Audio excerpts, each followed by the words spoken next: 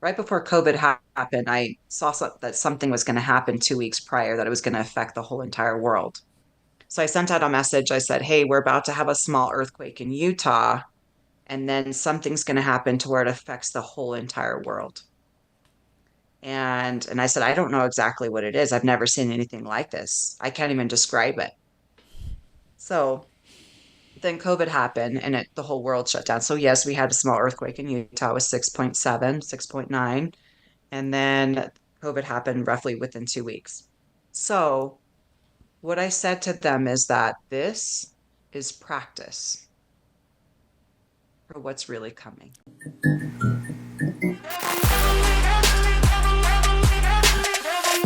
Hey, welcome everybody. Today's guest, Amazing Robyn, is a seer. She's an oracle, someone who has this rare divine gift of being able to see inside your mind and find those mental blocks that are affecting you, past, present, and yes, future. You don't believe me? Well, you should, because government officials, royal families, Hollywood elite, titans of industry work with her behind the scenes to help them manage their lives. They consider her their ultimate secret weapon. But how did she get this gift? What exactly can she do? Who is this woman? I can't wait to have this conversation. I've already talked to her. I love her to death. She's great. But I think you're all going to be very surprised because one conversation with her has been shown to change lives dramatically forever. So we're thrilled to have her in studio. Well, I wish she was here in studio, but we have you kind of in studio via Zoom. Yeah, with us today. Amazing Robyn. Robyn, welcome to the show. Thank you for joining us. Hi, Robyn. Hi, thanks, guys. I'm so excited where this conversation is going to go. I think it could get real deep and real I interesting love real it. quick. I'm excited. I have been waiting for this recording. Mark just said you've worked with high-level government officials, Hollywood elites, royal families. So why do you think such high-profile people would tap you for your skills? Well, I'm going to say that they've been doing it from the beginning of time. Yeah. Wow. Whether, if we go back to scriptures or royal families, kings, I mean, we've always heard about, wizards and oracles and for good and for bad, right? Sure. And spiritual advisors are the same thing. So you're kind of like Merlin to King Arthur, right? You're the spiritual Yes. advisor. So this is far afield, and I'll go there right from the start. Wow. Are past lives a thing? Were you, for instance, Merlin at one point? Were you some other spiritual advisor? I'm going to be honest with you. I think that there's a lot of people in my industry that talk about a bunch of woo-woo bullshit, and talk about past lives. I told you I love And it. to me, Awesome. that is so Yeah, non-important got it. because who I was before I even came to this world is way more important. And that is actually where your authority comes from. Your Ooh. gifts, your priesthood authorities, your abilities, that was bestowed upon you. So having different lives and different situations like that really is invalid to me, and it's unverifiable Right. for most people. So it's not even something I really talk about. And then, of course, people who do, they claim to be something big, of course. So it's just not really important to me. Ah, that's Got it. fascinating. In one of your testimonials, someone said Robyn is like Yoda with a sprinkle of sass. What would be some of the things that someone would come to you to ask? Is it just what's the meaning of my life, or is it something more specific?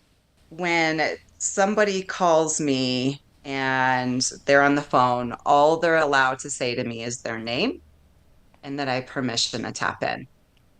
So from there, in 3 seconds, when I have permission, that's huge for me. So I can tap in. Their name is the fingerprint, it's the frequency. So I hyper focus on what's getting in the way of their potential. I can see thought patterns in their brain. I can see their default system. I can see why things have happened. If they're sick, I can tell why they're sick, how it occurred. I can go into their timeline. I can see from the past, current, and future what's blocking them, or what the scriptures would call where they got dammed up. And so what I do is I reset them to the origins of before that block occurred. Wow. So How? high profile people, individuals, companies, it doesn't matter. I mean, we all have the same issues. And so that's typically where people come to me for, but it's in the moment where gurus, motivational speakers, church, the meditations, the guided meditations, nothing's working. Right. And they're at powerlessness. They are like hitting their heads against the wall. And therapy, I mean, therapy takes a long time and it's all good.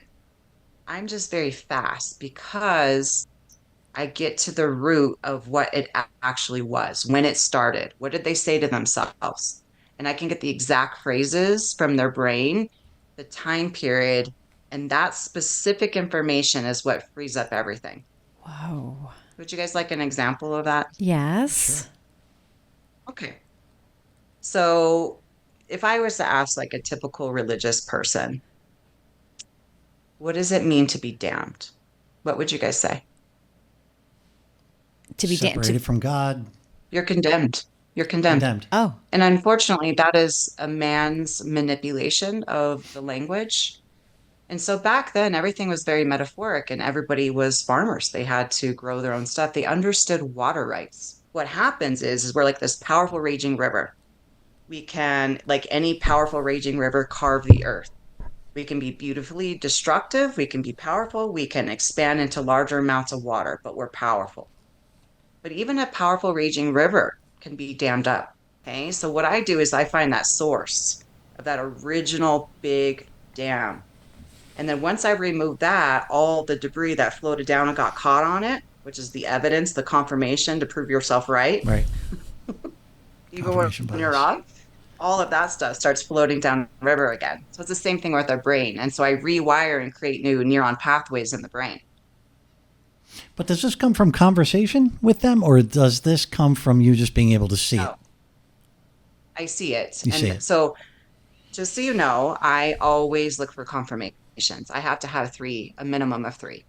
So I'll have a feeling in my heart and my mind, and then I have to get a confirmation from God, and then I'll get a download, and then I'll ask the customer or the client, hey, have you noticed you're doing this, this, and this? And when you do that, your ear starts to ring, or you get a runny nose, or whatever. And they're like, yeah, actually. And I'm like, well, this is why.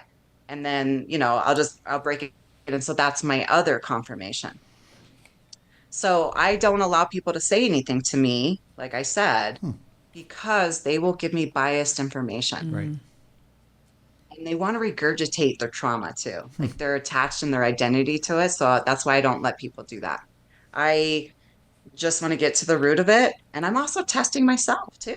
I'm testing me. I'm testing God. I want to grow. I want to be like every single session. I want to go, I can't make this shit up. Right. And you that's want the really people how to we say it learn. too, right? Yeah. That you can't make this shit up. That you had to have figured it out on your own. when did But you? it's more important to me because I'm a skeptic too. Yeah. Wow. So when did you first realize that this was something that you could do? Like, were you sitting there one day and it happened? It happened. Wouldn't that be cool? I mean, It just happened. Yeah. When I was a kid, I had a lot of dreams in the future. And sometimes I would see them on the news or I would hear them.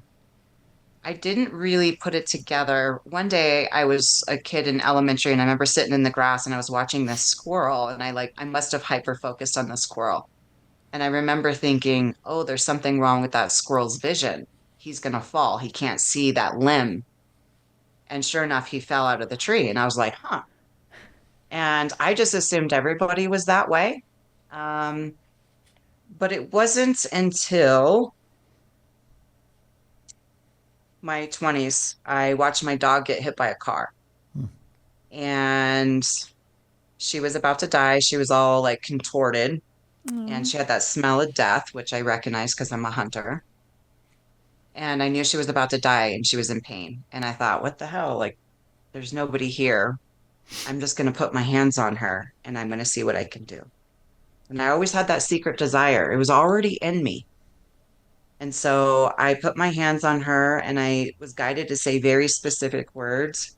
And when I did that, this channel kind of just came to be. It was just this light that just came channeling through me, which I had never felt.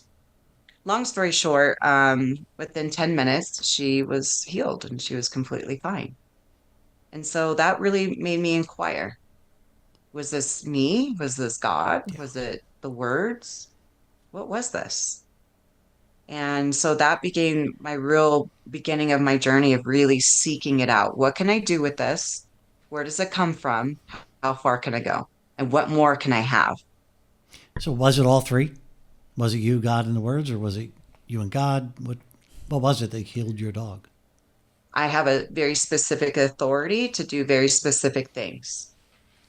Now, can I also use God to amplify that? Yes. And to me and God are in a collaboration. God is not above me. I'm not below him, vice versa. We are teammates.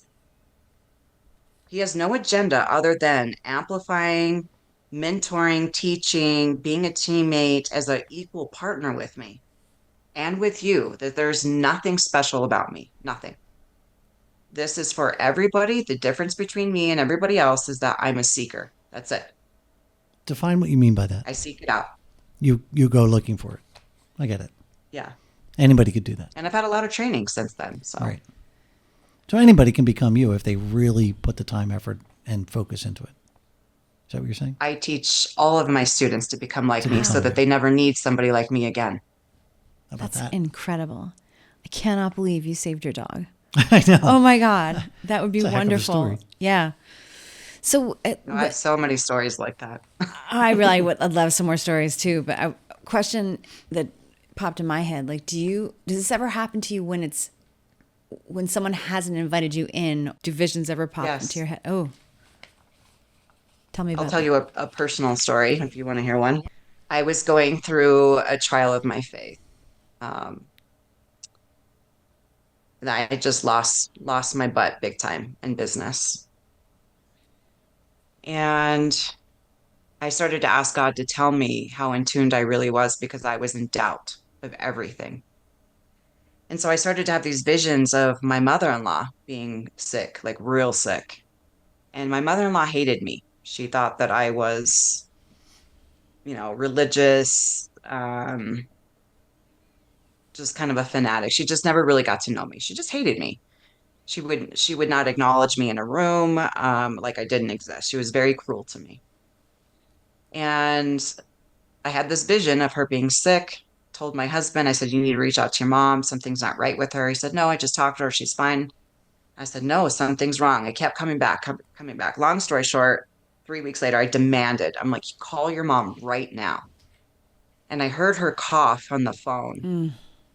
And I knew right away that she was sick. I had that confirmation. And she said, yeah, I've been going to the doctors. They don't know what's wrong. I have an MRI in like 3 days. Oh my gosh. And so she goes to the MRI and she has colon cancer that spread all over to her lungs. And so I told my husband, I said, your mom's going to die within 6 months. But here's the thing. I thought this was my time to shine. So I'm also a holistic doctor and herbologist. My specialty is in quantum physics. Here's my time to shine to my mother-in-law. I can heal her. I can help her. She'll finally see my worth and my value. She wouldn't acknowledge me. She wouldn't let She you wouldn't try. let me help her. I tried everything. She totally ignored me and shut me down. I didn't even get to speak to her or see her before she died. Wow. So I asked God, why? Why do you show me these things if there's nothing I can do? And he said, because you asked me to show you how in tuned you were. Wow.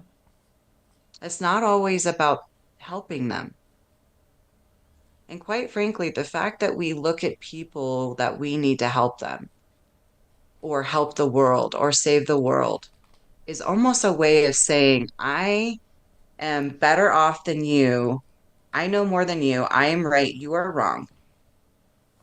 You're broken. Let me fix you, Hmm. which actually creates more weakness than them by doing so.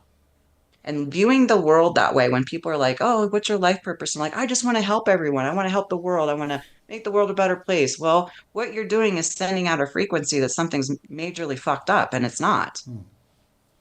It's Interesting. perfectly fucked up. Intentionally. My mother-in-law could have chose to live or not. She didn't want to. It wasn't for me to help or intervene. This was her free will and agency. It was just for me to observe that I actually am guided. I actually am seeing. And so that was a hard lesson for me. But I will tell you that later on, after she passed, She did come to me.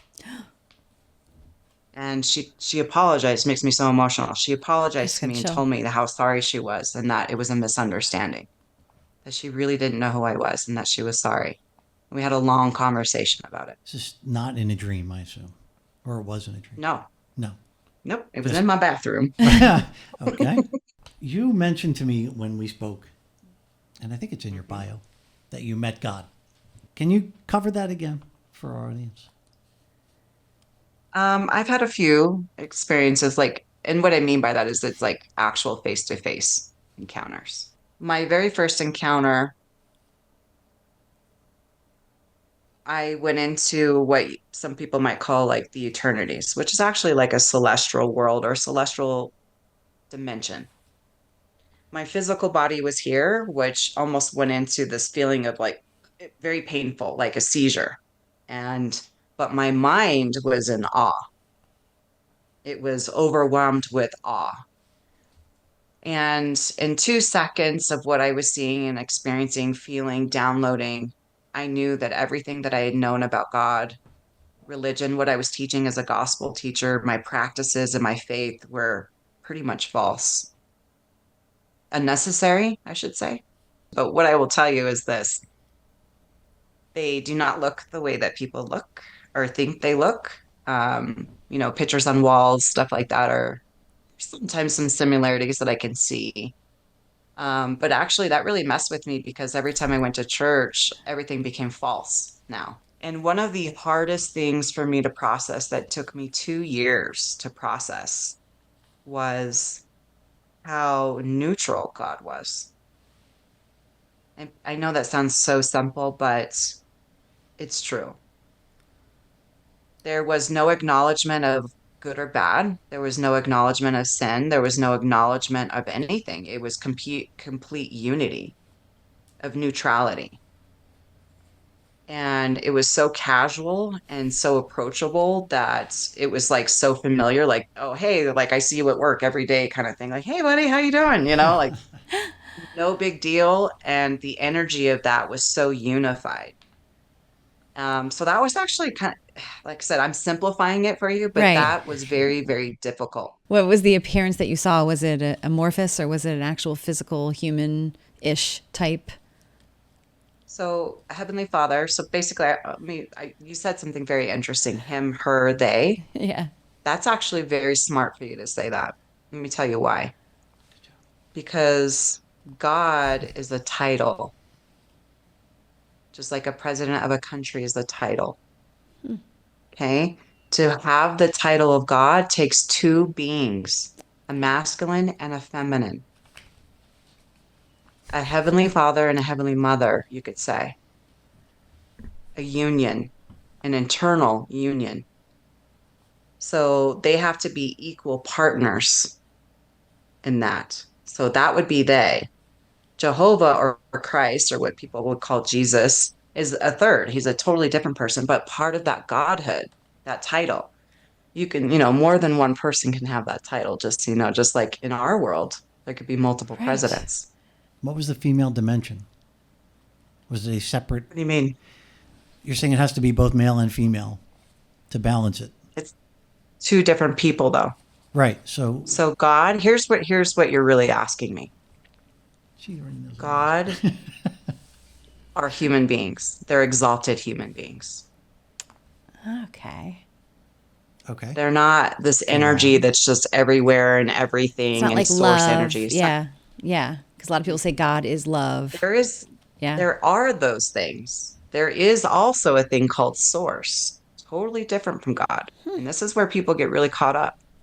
And actually, I make people explore this in my spiritual awakening because they really need to know the differences. When I'll give you an example, when I tap into people like in their prayers and how they're meditating, and I'm like, who are you talking to? And they're like, oh, the universe. And I'm like, okay, well, let's break this down because you're praying to a location. You're praying to Colorado, basically. You're praying to Texas. It's the same Never thing. thought of it that way. Colorado is an intelligent place. I mean, there's trees everywhere and everything's alive. So, yes, it's an entity in itself. The difference is this: it doesn't have the personal connection. Can I tap into my spirit guide? Do I have to talk to God? Like what, how does it work? So glad you asked that. She's ready. Okay, listen, we are pretty much never alone. Oh, yeah. Never. Even in our darkest, darkest moments, doing the most horrific things, we are never alone. Not everybody gets to communicate with their spirit guides, but could they? Yes. Okay. Do I talk to my spirit guides? Not really, because I have such a different connection. But now what I did is I set terms to I call them my heavenly family or my heavenly team, my celestial team. So we're all on a team together, like board members, Love it. right? I'm the CEO. You guys are my board members. Me and Heavenly Father and Heavenly Mother were the CEOs. Okay. So, but let me give you a couple examples. Let's just say there's a woman who had some sexual trauma. She was raped, doesn't feel very safe in masculine energy. Okay. Christ is a masculine energy. God is a masculine energy. Saints, prophets, apostles, masculine energies. And if she can't connect to that to ever feel safe, how could she ever be saved by this whole, like, you need to be saved? It doesn't make sense. Right. It's a hypocritical thing. So let's just say that she's trying to connect to something higher. She's trying to heal. Then this delegation system takes place where she might have a righteous ancestor, grandmother, that has a safe feminine energy for her. That would be her connection. Totally appropriate. The information's still going to be the same. Now, there are differences from people that have spirit guides that just assume that all of their spirit guides are of truth and light because they're spirit guides. That's not true. Uh-oh.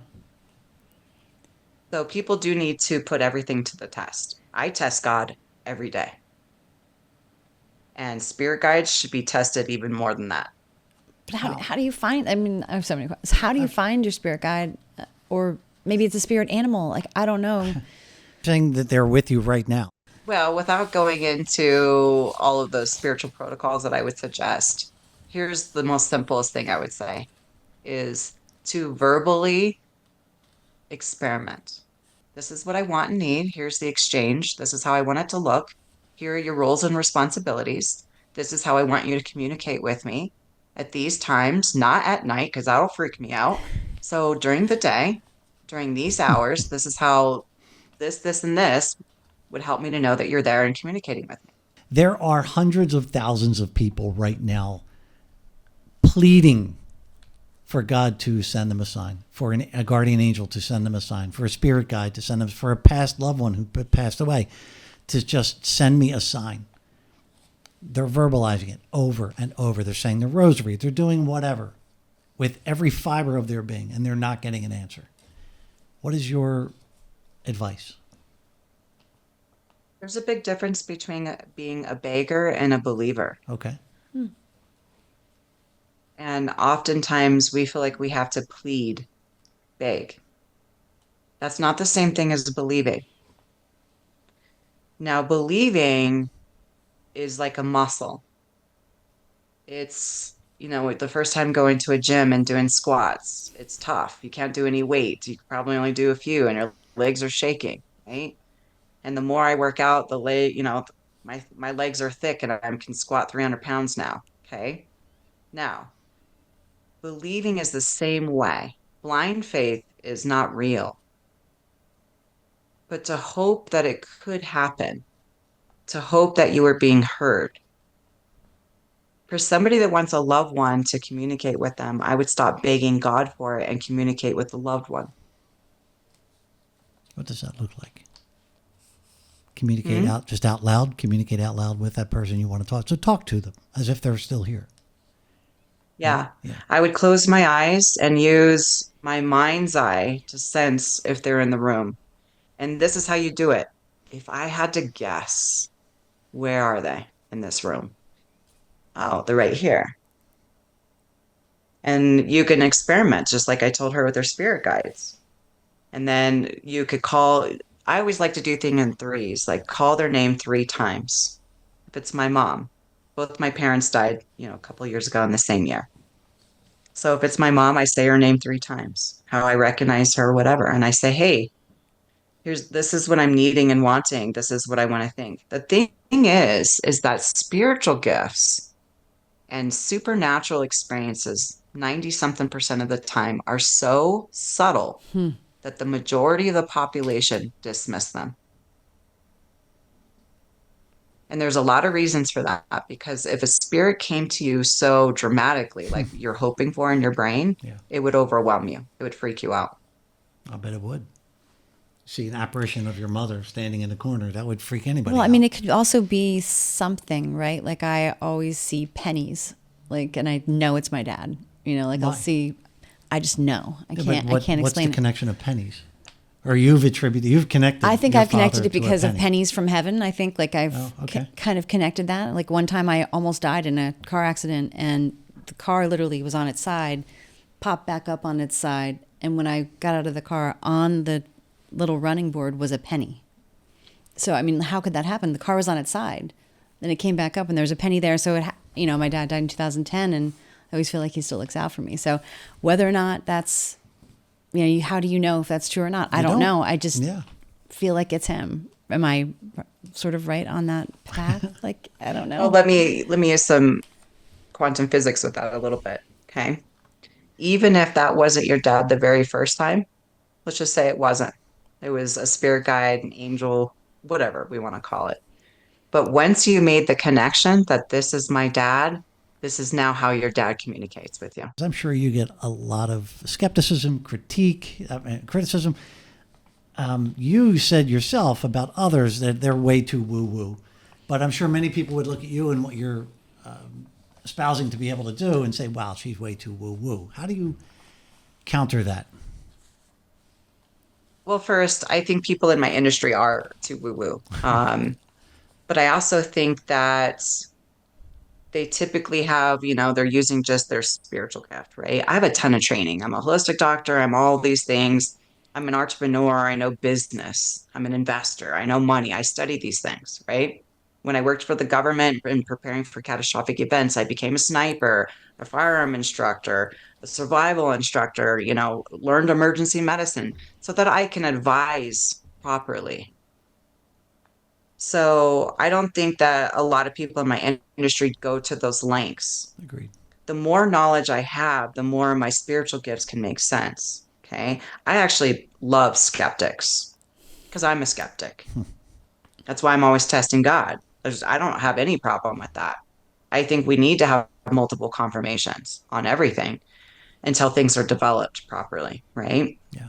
We need it in relationships all the time. We could be married for 20 years and you're like, hey, do you still love me? Or hey, was that sex good? Can I get a little feedback? Like, are you still into me? Do you want a divorce? Like, what? We're always looking for confirmation, right? It's not any different with supernatural things. People just don't know how to get confirmation. And if they haven't gotten supernatural confirmation, anybody will give up on that over time. Went and you trained in firearms because I think you told me of a revelation that you had or an understanding you had about the future and something that was coming or some catastrophic possibility. And that's what prompted you to get into self-defense, firearms, instruction, the whole thing. Did I remember that properly? And if so, Yes. what the hell's about to happen? Oh, would you like specific events? Would you like me to generalize it? What would I you would love prefer specific today? events. If I need to go get sniper training, I would like to know. For what's coming in the future. I told everybody, right before COVID happened, I saw that something was going to happen 2 weeks prior, that it was going to affect the whole entire world. I always send out to all my clients and my students any warnings that I'm seeing. So I sent out a message. I said, hey, we're about to have a small earthquake in Utah, and then something's going to happen to where it affects the whole entire world. And I said, I don't know exactly what it is. I've never seen anything like this. I can't even describe it. So then COVID happened and the whole world shut down. So yes, we had a small earthquake in Utah. It was 6.7, 6.9. And then COVID happened roughly within 2 weeks. So what I said to them is that this is practice for what's really coming. Wow. God showed me this clock, and on this clock, there were no numbers, it was events. A lot of the events were personal to me, but he said, we are 2 events away from a catastrophic earthquake in Utah. So many people are trying to pray events away, and there is no power in this because they are already here and they are already on their way. What people should be praying for or meditating on is that the first, second, and third wave of events will be powerful enough, strong enough, tough enough for them to be spiritually, mentally, and emotionally prepared for them and their family so that they are prepared for what's coming on the fourth and fifth waves of events. What are these waves? Do we know? Well, we don't. Do you? Do you know? Can you share? So the big waves, so COVID, things like that were all practice. It was for people that were already in tuned to pay attention. How are your neighbors acting? How is society acting? How is our government acting? Can what were people purchasing? What were people out of? How was society, whatever it was, right? There was a great divide starting to take place. Mm-hmm. Okay. So that was a good eye opener. So I will give you some dominoes, if you like, Mm-hmm. of events without scaring people or freaking people out, because I will say this. Yeah. If I tell you about an event, like, let's just say there's a 10-point earthquake, that might sound scary to people. But what they don't take account for and what the governments don't take an account for is divine intervention. The yin and yang. There's a 10-point earthquake or 10-point catastrophic event. There is a 10-point miracle, blessing, opening, spiritual gift taking place somewhere on the grander scale, on an equal scale. Huh. And do they cancel each other out? Or no? She's getting there. Oh. Well, that depends on your perspective. Okay, so here's what I see. That there is a new virus coming. And with that virus, there'll be a catastrophic earthquake in Utah, something we've never seen before. When that happens, it's so devastating that foreign troops come in to aid the United States like a Trojan horse. They bring in a new virus. And there's a lot of other things that start happening all around the world simultaneously. That earthquake in Utah takes place in fall. It takes place first thing in the morning on a Monday or a Wednesday morning. I can't fine tune that yet. But it's first thing in the morning, sunny morning, Monday morning or a Wednesday morning in the fall. And then there'll be a very large earthquake in spring on the West Coast.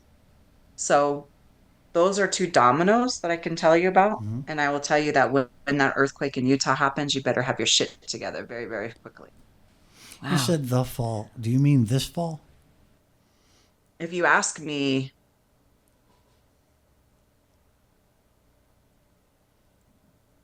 probably by the middle of the summer or so, I could probably give you a more definite answer. Calling you back. Yeah. Speed dial. So those are very big events.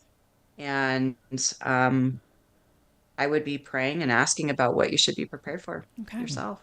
How about it? Does this, when you see these things, does it feel like a gift or like almost like, oh, wow, do I really want to know these things? Because, there's a certain, is it pressure? I don't know what the word is I'm trying to look for, but like having people like us be like, when is it? When's it going to happen? Like, when are we going to, so I can sense that might be like, I know these things, but I don't necessarily want to tell you the exact thing because, I don't want to pin people into a box. And I don't, I think for me, I would be like, do I really want to know this? Yeah. And I'm very careful and selective about what I say and what I don't say. Right. So that's why I'm saying, like, if you just see this one domino, Right. because I see things way before that. I do Zooms like every year and I talk about what's coming for like my clients and my students and things like that. And we talk about it. And I'm pretty accurate. I'm about 98% with some things, but it might be off on one thing, right? And nothing's ever certain and things can always change. I just know that that's the one thing. If that happens, that this, and this are going to happen, and it starts happening all around the world. And it's actually a beautiful thing. There's incredible things that happen, and it's very, very beautiful and very, very powerful. And the world that everybody always talks about and dreams of, that's what we're getting to. So I look at it as let's bring this shit on and get it over with. Like, Right. it's amazing. I think people are begging for it Right. Yeah. because I what we've done here is unsustainable in a lot of ways. And we want this big change. We want the big, beautiful world that we always can hear about, right? and so we need to be able to defend ourselves when this happens because crazy stuff's going to be going down. So there is a time where, like, say, having some storage of like food or medicines and things like that, or being able to defend yourself will be appropriate. But really, the whole thing that's taking place is part of the transition. Okay.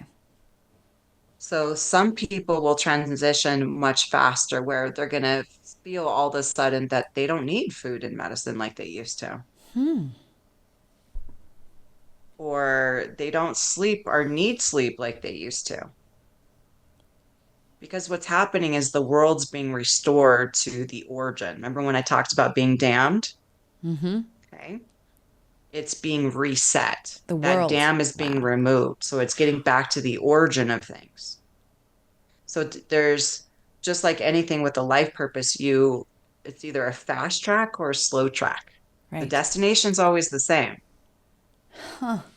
So you can speed it up or slow down depending on how intact your wisdom and your spiritual antenna is. That's why I said that's the number one thing. So you go in and you remove that initial blockage, and then everything else is freed, right? Everything else is free to flow.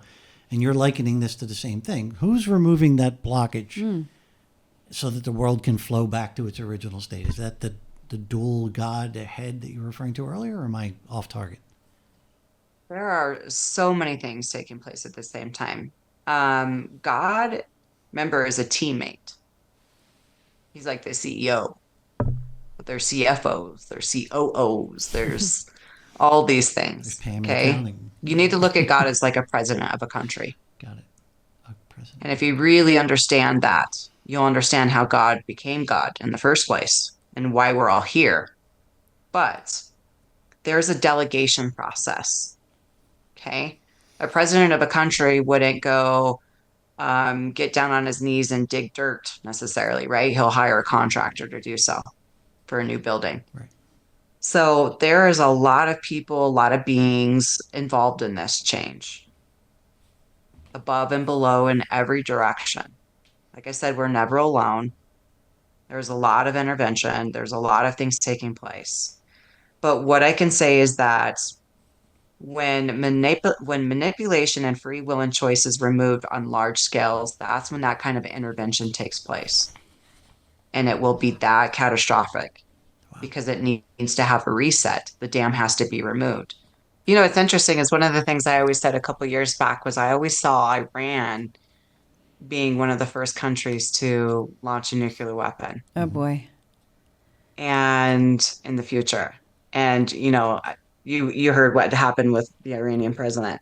And so I'm like, I wonder Mm-hmm. what's going to happen next here and who's going to be in position Right. and what they need to prove and what agendas they have. So I'll be something I'll be inquiring about, but I'll be a lot of following interesting it. shifts taking place. Yeah. Amen to that. Well, so for you, Robyn, like how can we help you? We like to help people somehow, like get the word out there, or like help you achieve a goal? I really want to get on Joe Rogan. So if you have a connection with that. Okay, we'll see. I had a dream about him the other night where him and I are supposed to be hanging out. So Wow. Okay, you probably will if you dreamt about him. Like I don't. Right. I'm hoping so. Yeah. I'm hoping so. I teach people spiritual awakening. I develop their gifts. What a therapist can do for someone in 3 to 5 years, I can do in a week. What Joe Dispenza or somebody can do for you in a year and getting you an alpha brain, I can do in 3 days.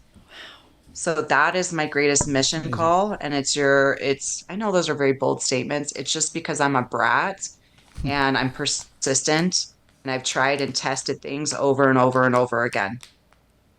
It's not because I'm so good, it's because I'm a brat and I have to have things like this. Okay. I demand things of God. I demand things a lot, not because I'm special. It's because I'm a brat. I just want to be super clear about that. That's fair. Okay. People just make an appointment with you, or like, Oh, they can. Yeah. And I have classes and stuff like that. Yeah. I'm actually going to start this summer. I'll have a bunch of seminars and workshops and stuff like that. I've been too busy where I haven't been able to do seminars and retreats. But I'm actually just had a conversation about this yesterday that I'm ready to go ahead and start launching that again.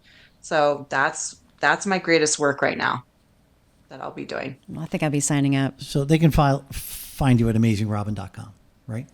Yes. Yeah. And it's Amazing Robyn with the Y. With a Y. Robyn with a Y. Robyn with a Y. Yeah.